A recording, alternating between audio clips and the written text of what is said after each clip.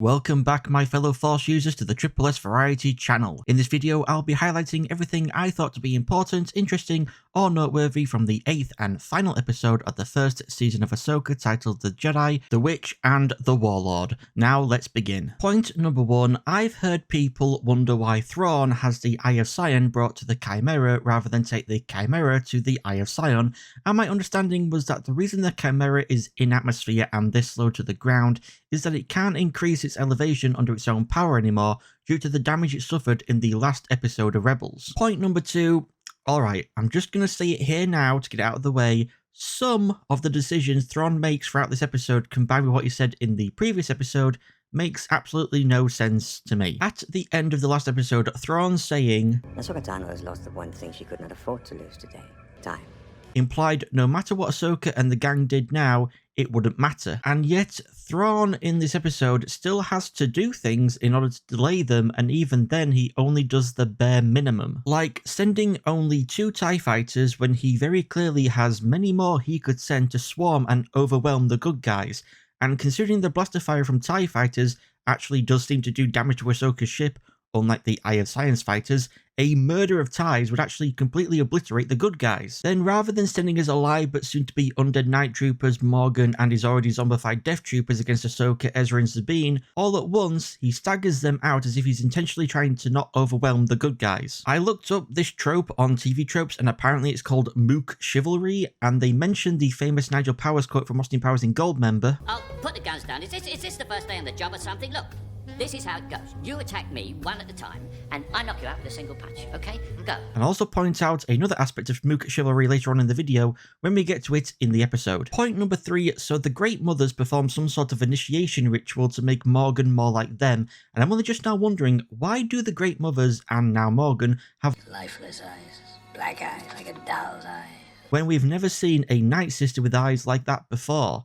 Not even Mother Talzin or old Daka had black eyes. Point number 4, Morgan receives the Blade of Talzin from the Great Mothers, a sword only ever seen in the 9th episode of the 6th season of the Clone Wars, The Disappeared Part 2. And I can only assume that it's through their magic that they knew of Talzin despite being in separate galaxies, and maybe even sensed her death at the lightning and lightsabers of Sidious, Dooku and Grievous.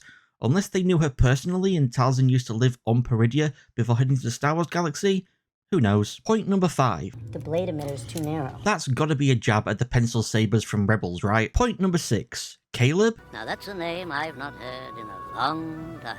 Point number 7. Did anyone else get Ollivander from Harry Potter vibes when Hu Yang says he only has 2 blade emitters and we're both going to 2 separate but connected people? Point number 8. Ahsoka became afraid that Sabine was training as a Jedi for the wrong reasons after what happened on Mandalore. Ahsoka really has changed a lot since Rebels, considering this interaction between her and Vader on the topic of taking revenge. Revenge is not the Jedi way. I am no Jedi.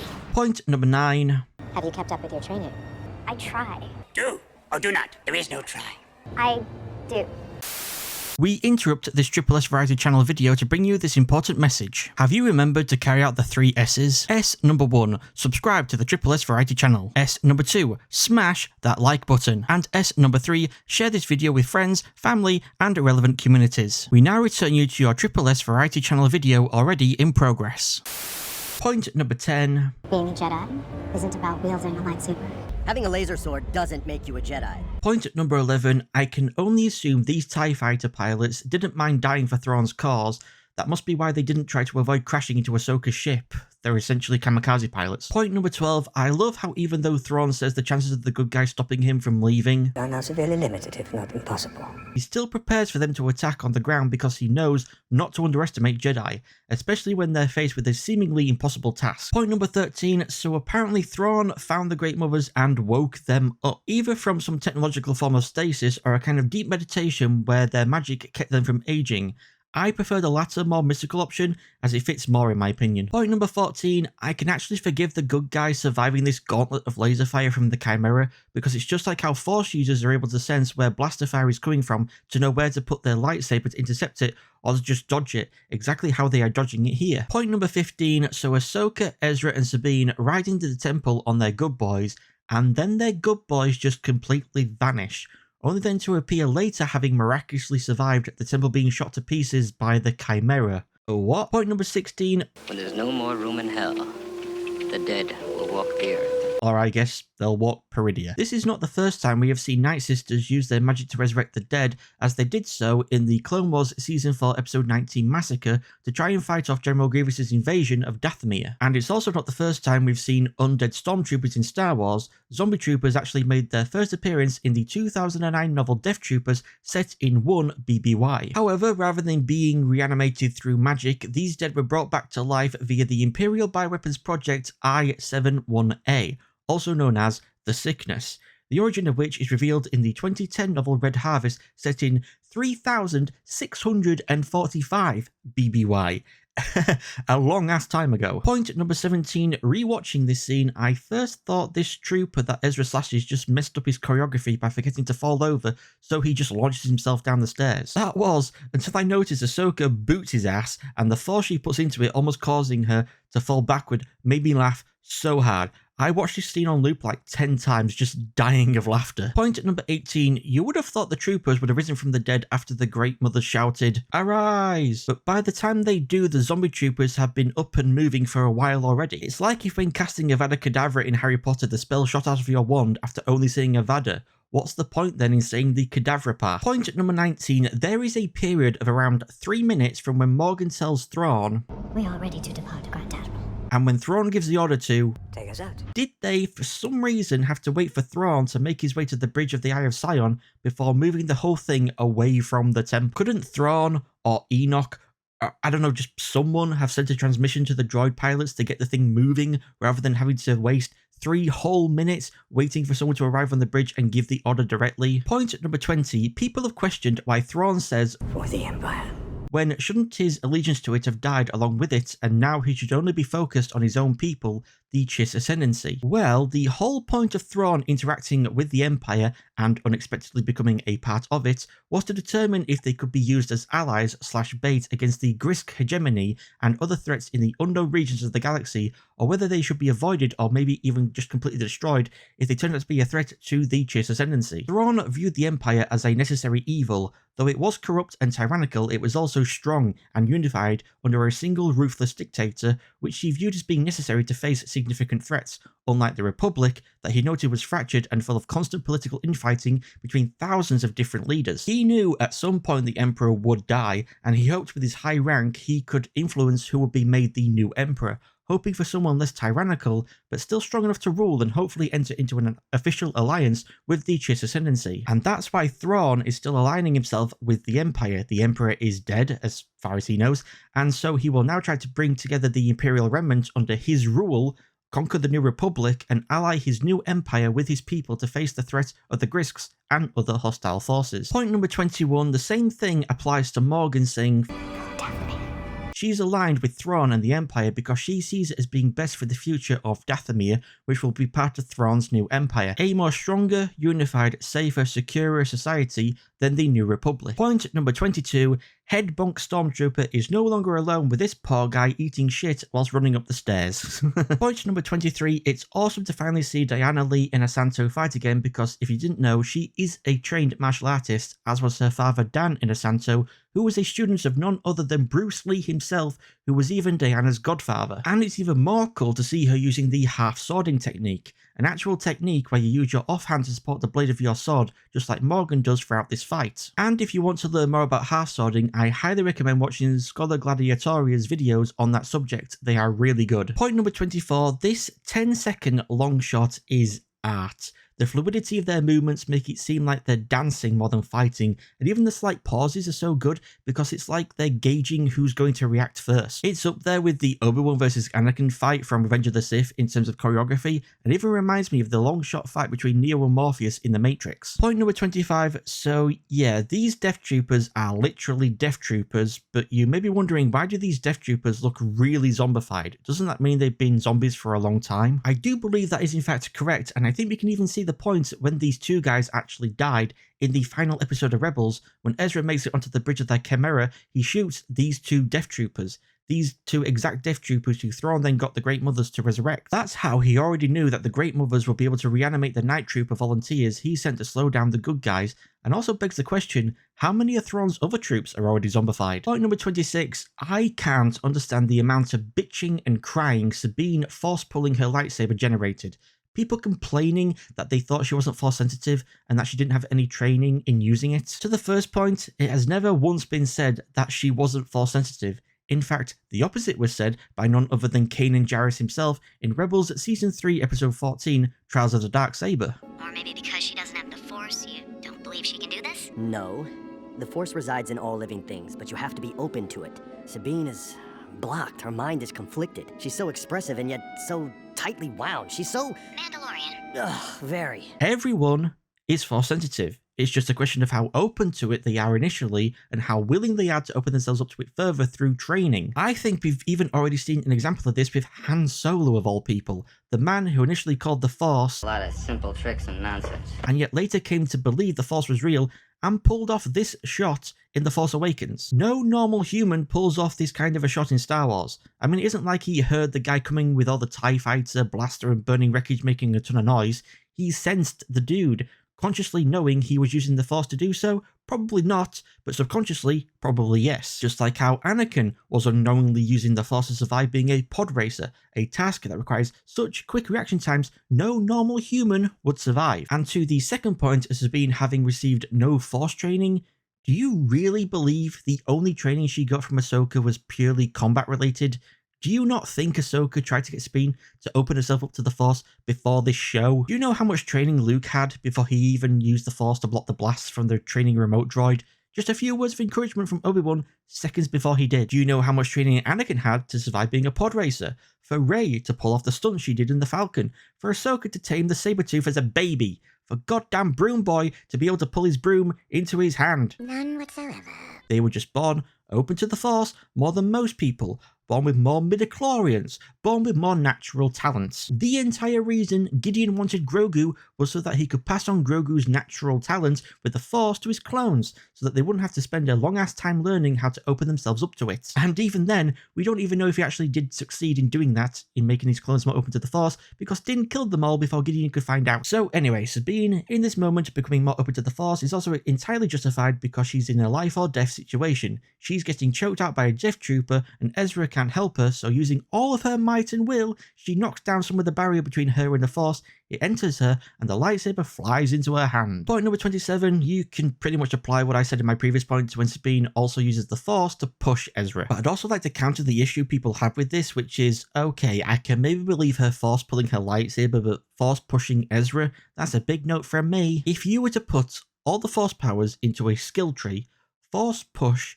and Force pull would be two of the first things you would unlock. They are the most basic of Force abilities, so I have zero issue with Sabine Force pushing Ezra. Also, people act like Sabine Force pushed Ezra perfectly so that he landed in the Chimera, but she didn't. He fell short. She wasn't able to Force push him hard enough because she's only just become more open to the Force. People need to stop acting like she's become a goddamn Mary Sue when she very clearly failed to Force push Ezra enough. A Mary Sue wouldn't have failed. In fact, a Mary Sue would have perfectly Force pushed themselves up there. Point number 28, speaking of pushing Ezra up onto the Chimera, are there no blast or emergency doors that could have been closed to ensure no one could make it onto the ship, like, at all? Point number 29, and now is finally the time where I'll bring up the other aspect of Mook chivalry. You remember that thing I mentioned all the way back in point number 2? TV tropes cause this aspect a mighty man stands alone, and it's where the Mooks stand by and watch whilst the hero, and in this case the dragon, fight each other. Also, I just want to mention, I didn't click on the link for the dragon until I started writing this point, so I didn't realise TV Tropes uses the example of Darth Vader being the dragon of Sidious, who is the big bad. I don't know why they decided to just stop shooting completely after having surrounded Ahsoka, since when they swarmed into the room Ahsoka and Morgan were initially having their dueling, they started blasting the moment they saw Ahsoka and just ran past Morgan. Maybe they've stopped shooting because they're worried they might accidentally hit Morgan, but then with them being zombies, I don't know if they're intelligent enough to be worried about something like that, but then they're brought back by magic, so they're not actually zombies, but I don't know. Maybe what the Great Mothers did to Morgan made it so that she now also has some control over the dead troopers. So she willed them to just stand by and watch because she wanted to fight Ahsoka alone. Point number 30, and this is why I don't take people calling Thrawn a dumbass idiot moron with all the intelligence of a shade gorilla seriously, because guess what, you losers? Thrawn won. This is him winning. I may take issue with some of the decisions he made, but I can accept the fact that what he did worked and he beat the good guys and won. Point number 31, Thrawn refers to Ahsoka as a Ronin, and you might be asking yourself, what is a Ronin? Well, a Ronin is a samurai who has no lord or master, and in some cases has severed all ties with their family or clan, which quite accurately describes Ahsoka, who has no master and left the Jedi Order. But some people don't like that Thrawn called her this. Not because they think she isn't a Ronin or anything, but because Ronin is a Japanese word, and so they find it weird to call Ahsoka a Ronin when the Japanese language isn't a thing in the Star Wars galaxy. Just like how it'd be weird if Star Wars characters said the word rendezvous, because French doesn't exist in the Star Wars galaxy, or gorilla, because Spanish doesn't exist in the Star Wars galaxy, or etc., because Latin doesn't exist in the Star Wars galaxy, etc., etc., etc. Point number 32, the owl Ahsoka sees here is called Morai, and she isn't actually an owl, but a convor. Condor. It's a dinosaur. No, not a condor, convor, or Trandoshan bird if you like. And Morai is a very special convor as she's connected to the daughter who was, for lack of a better term, one of the Force gods Anakin, Ahsoka and Obi-Wan encountered on Mortis during the Clone Wars. Or would that be in Mortis, since it isn't so much a planet but rather an ethereal realm? I don't know. Anyway, the daughter, along with father and son, each represented aspects of the Force. Daughter, the light side, son, the dark side, and father, the control over each, keeping them balanced. In the Clone Wars Season 3, Episode 16, Altar of Mortis, the son ends up killing Ahsoka and then accidentally stabbing his sister when he attempted to murder his father with the dagger of Mortis, but daughter stepped in the way of his blow. As she was dying, daughter convinced her father to transfer her power into Ahsoka to bring her back to life. After that, Morai began to appear whenever Ahsoka was around and played a significant role in saving her from Darth Vader by getting Ezra to pull her into the World Between Worlds in the 13th episode of Rebels Season 4, appropriately named A World Between Worlds. And it was in this episode that we first learned the convor's name was Morai from Ahsoka, who refers to her as... She's an old friend. I owe her my life. Which implies that rather than just being a pet or familiar of the daughter, Morai is in some form the daughter herself. Either that or Morai herself saved Ahsoka's life at some point. Point number 33, so Shin, rather than trying to find her master, has decided to become the Queen of the Nomads. Good for her. Point number 34, and speaking of the father, son and daughter, here we see Baylan standing at depictions of them carved out of a mountain, though notably the daughter is separated from her father and brother and has had her head destroyed. And you might be thinking, well, Triple S, you told us she died in the Clone Wars, so maybe that's why her image has crumbled away. Well, what if I were to tell you that the father and the son also died? The father by stabbing himself with the dagger of Mortis, which he did so to rob the son of his immortality, thus allowing Anakin to kill him. Anyway, Baylan is standing on the finger of father, who is pointing to a shining light atop a peak in the distance. It's been speculated that this peak could be the monastery that we see on/in Mortis, or at the very least one like it. If this is indeed the case, the father, daughter and son are all dead, so who is living there that is calling to Baylan? It could be a Morai equivalent of the father or the son,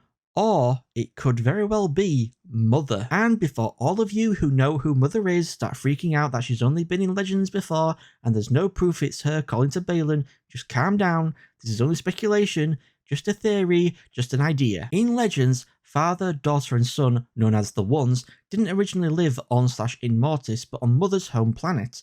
Initially, Mother was just servant, a mortal woman who served the Ones and helped father control son and daughter. As she grew older, she became Mother, and then when she became elderly and began to fear dying and no longer being part of the family, she drank from the font of power, just like the son did, which made him part of the dark side, and then swam in the pool of knowledge, just like the daughter did, which made her part of the light side. Doing both, however, turned Mother into a corrupted, evil, twisted, immortal entity now known as Abeloth. She used her new power to subdue daughter and son, but father protected them and the Ones left the planet, stranding Abeloth there and making her fear of no longer being part of the family a reality.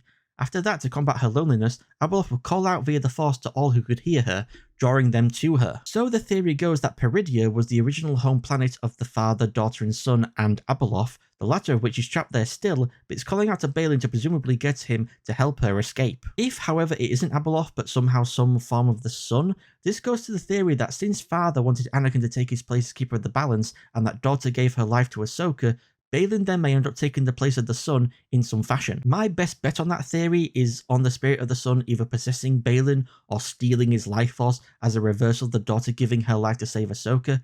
But saying that, I think it'd be cooler if they made Abeloth canon. Point at number 35, these shots of Thrawn and the Great Mothers looking down on the cargo reminds me a lot of the shots at the end of Attack of the Clones with Palpatine and others looking down at all the clones. Point number 36, the only reason I can think of for Ezra stepping out of the ship in full Night Trooper armor is because he's already fallen so deep into depression about Ahsoka, Sabine and Huyang being left behind that he really wants someone to shoot him and put him out of his misery. I'm sorry, that was just way too dark, but I mean, Ezra, we all know you like to dress up as a stormtrooper a lot in Rebels, but this was the worst way to do a callback to that. You could have actually been shot, you fool. Point number 37, yeah, more Hayden Christensen.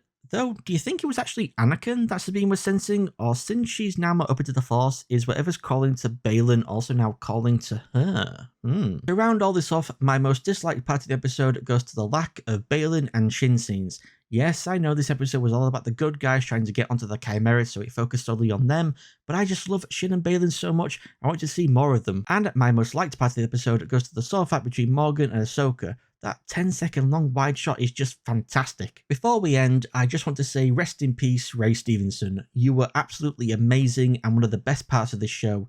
You were taken from this world far too early, and I wish you could have seen all the love and support the fans have for you. You will be greatly missed. Thank you all so much for tuning into the Triple S Variety channel. Don't forget to do the 3 S's, and also why not leave a comment below pointing out anything I missed but you noticed. I would love to hear from you all. I've been Triple S, you've all been amazing, and I shall see you all in the next video.